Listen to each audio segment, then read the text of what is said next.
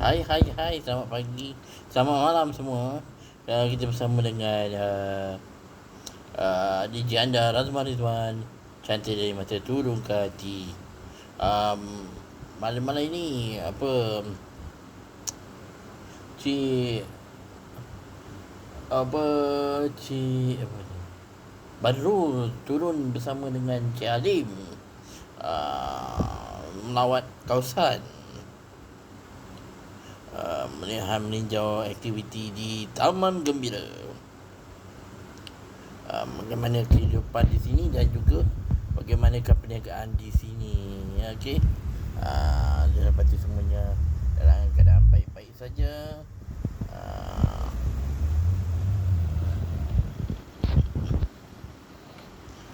Apakah penambahbaikan yang dapat dilakukan kepada aktiviti perniagaan di Taman Gembira, di samping dengan perniagaan yang sedia ada, apakah yang dapat Cik Badrul nak mengenal pastilah apakah aktiviti baru, perniagaan baru yang bakal diimplement di Taman Gembira. Kita sudah ada dewan seberguna yang digunakan berbagai majlis.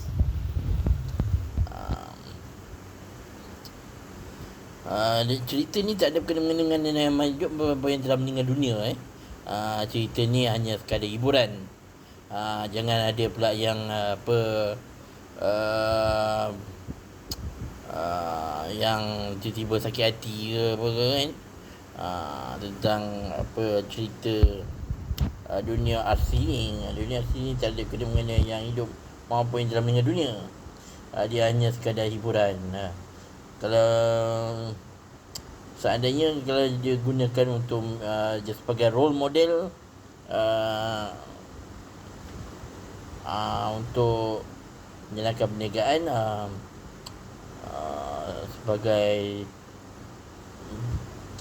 penunduk aras, satu perniagaan yang berlandaskan trading ataupun services, yang ni adalah sebagai dunia RC ni adalah sebahagian daripada,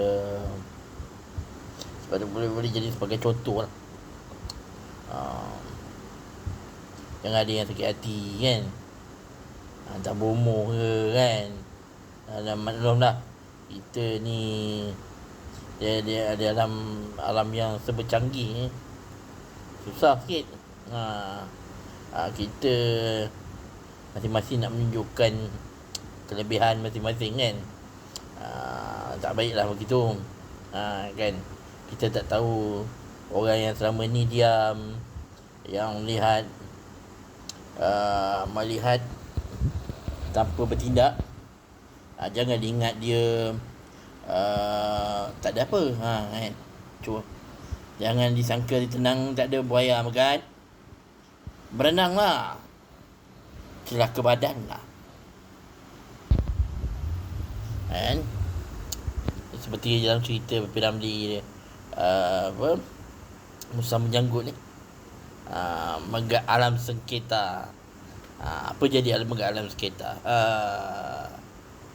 Ya, hilang begitu saja. Jangan jadi seperti itulah.